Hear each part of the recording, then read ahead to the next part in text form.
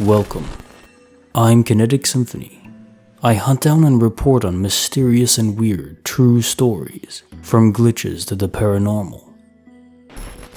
File number 342, written by drago-ness, repeating classroom days with witnesses. I started a new job at an elementary middle school a couple of months ago as a paraprofessional. I'm typically in the regular classrooms, sitting at the back table and doing the same worksheets and notes that my 4th to 6th grade kids' whole class is doing, so that when they need extra help later, I have the entire assignment to reference. Occasionally in one class, when the teacher asks the class, "Do we cover X yet?" I will check my own binder or folder and confirm whatever the kiddo says, because it's my job to have all that work, and if anyone is going to remember, it's going to be the adult woman who's getting paid to do 5th grade classwork, right? Lately, I've been totally wrong. For example, I'll come to work on a Wednesday and do classwork as usual. Whatever time passes after that day of work, I will vividly remember doing notes on whatever topic they learned about. I colored the page to set an example of what's expected. I cut and glued things meticulously in a notebook, and I even know which kids I pulled to check on and what they were missing. I could practically reteach the whole lesson. Yet, when we start class on a Friday, that lesson is started again to me, but for the first time for the class. I look at my binder and the notes are gone. I still remember the entire lesson accurately, and I'm even able to take notes before she moves on to the next section. This normally wouldn't bug me so much, but there have been 2 other children who consistently are adamant that we repeat days in this specific class. When I go to check on them, they also write notes ahead of time and whisper, "Miss Dragoness, we already did this, remember?" And at first I wanted to tell them that I thought so too, but we must have made a mistake confusing similar material for that day's lesson. But now I just have to tell them to just take the notes again, because obviously the 5th grade social studies classroom is not the place to discuss reality shifting and the Mandela effect. The whole situation has become kinda creepy to me, especially since when I asked the teacher what we did on the day I remember initially taking the notes, she tells me she doesn't remember. Also, this is my only class at this grade level with this teacher every day. There's no chance that I was in a prior day with another class who's ahead of this one. I would say in a 2-week period this happens 1 to 4 times, always the same kids who frantically check their folder because they're positive they all turned in that worksheet a few days ago. Most days when that question gets asked, I actually do have the worksheet. It was for the correct day, and everyone remembers doing it. Case file number 343, written by Kim Possible, the Extrauniversal Beep. Alright, I'm not quite sure what to call it, but maybe someone can help me figure out what's going on. This happened 3 nights ago. We can't recall the time, but it was past 7:30. I was hanging out in my living room with my boyfriend, and I'd just gotten a cup of Sonic ice cream from the freezer. I was sitting down and expressed that I was cold, so he grabbed a blanket and covered me with it. As he was doing that, I leaned forward and tossed the plastic lid onto the table.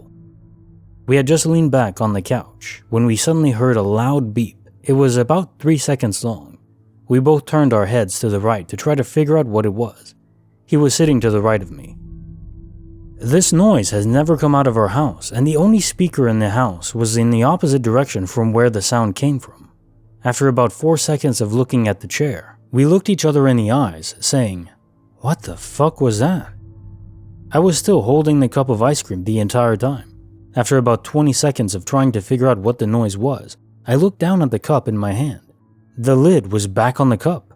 I told my boyfriend this, and he said he also saw me toss the lid onto the table.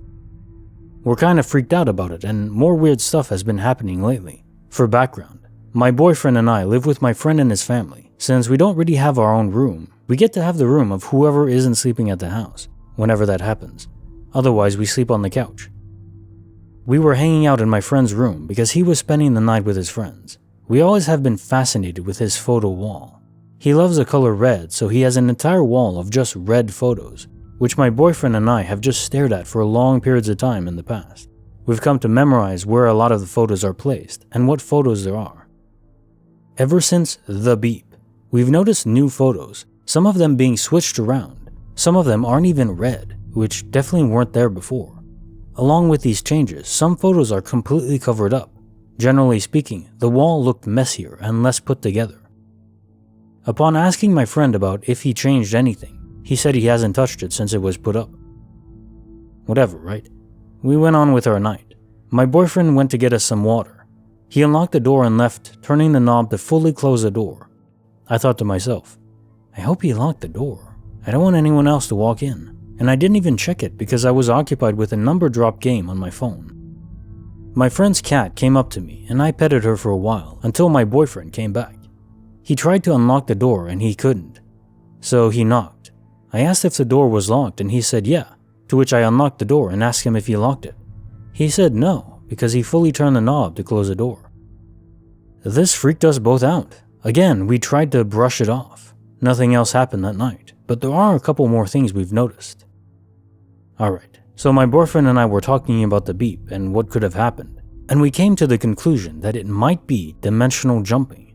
We still are very unsure and have no real idea, but I decided to check my phone's photos because if I'm in a different dimension, there's no way every single photo is the same. I looked at these photos just a few days before the beep and remembered most of what I had, so I knew I'd recognize anything different. I looked at my oldest photos and there's photos that I have deleted in the past, and new photos I didn't even know I had. Some of my favorite photos aren't on my phone anymore. I had some really nice ones of my sisters and they're not there anymore. I'm still not sure what to think of this because I still have photos of my ex from 2020 that I know I deleted. After hearing an ominous beep a few days ago, some things just haven't really been the same. We went to our local Safeway a couple hours ago to get groceries.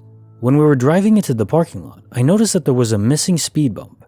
I asked my boyfriend about it and he agreed with me. There was only one speed bump in that whole lot, which there used to be 4.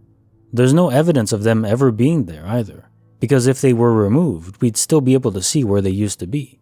This doesn't seem like a big change, but with the other things we've experienced, this is freaky. Case notes. So a quick thought here.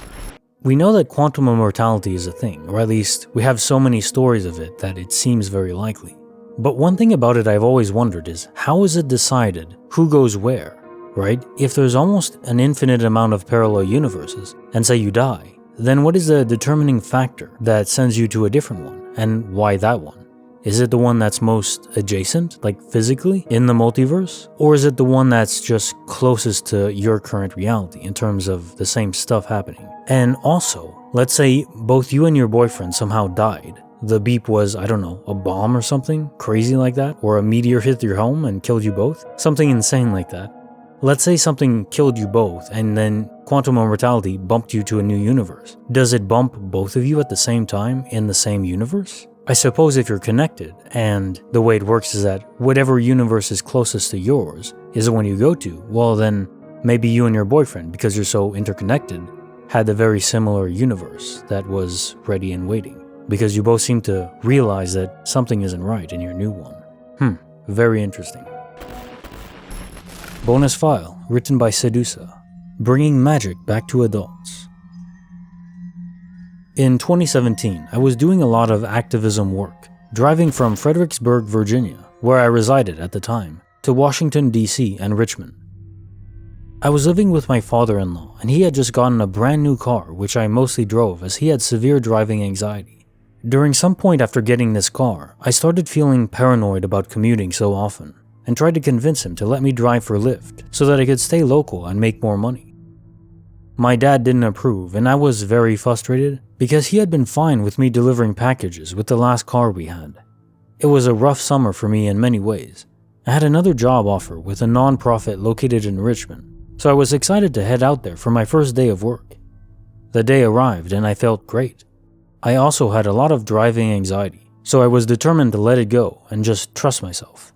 On my way there, I was doing okay when suddenly this feeling came over me where I knew I was going to get into an accident. I didn't trust it. I thought my anxiety was getting bad, so I ignored it. I was about 15 minutes away from my destination when I came up on a parked car in the fast lane and didn't have time to do anything but slam my brakes. I slid into the car, which had hit the car in front of them. My knee cracked, airbags deployed. The hood crumpled and the glass cracked. Next, I was in an ambulance, being whisked to the ER, and I felt so guilty. My dad wasn't mad, just worried. But I was just tired of the bad luck. On top of it, my boyfriend at the time didn't seem to care and broke up with me that night. This and a lot of other things spiraled me into this deep dark depression. I felt invisible. I felt guilty. I planned my suicide. I set up a GoFundMe so my dad could afford to move on, but didn't tell anyone what it was for, citing my knee injury. I knew exactly what I wanted to do. I told a friend and she encouraged me along, but also a lot of other friends she had told had made my photo their Facebook profile picture. I decided that God, the universe, etc. needed to prove to me that I was wanted here. Yes, I know how egotistical that sounds, but this is how I felt. I mentioned that I practiced sorcery in my last story. Well, I let go of my titles and identity. I knew nothing. I wanted to be a clean slate. I sat in a room with a yellow candle and meditated for 7 days. I absorbed everything, but attached to none of it. Kundalini meditation, sacred geometry, even fairies. I assumed that I knew nothing at all, and was open to anything.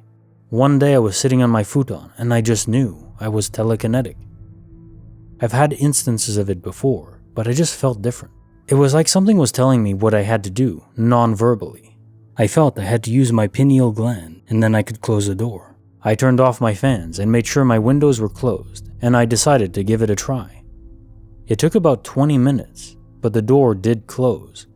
I know what we as humans are capable of, but we are told we are foolish to believe. I haven't had the choice to not believe, because it had been evident to me since childhood. I'm sharing this not because I want admiration, but because we need to be all we can be and not let anything divide us.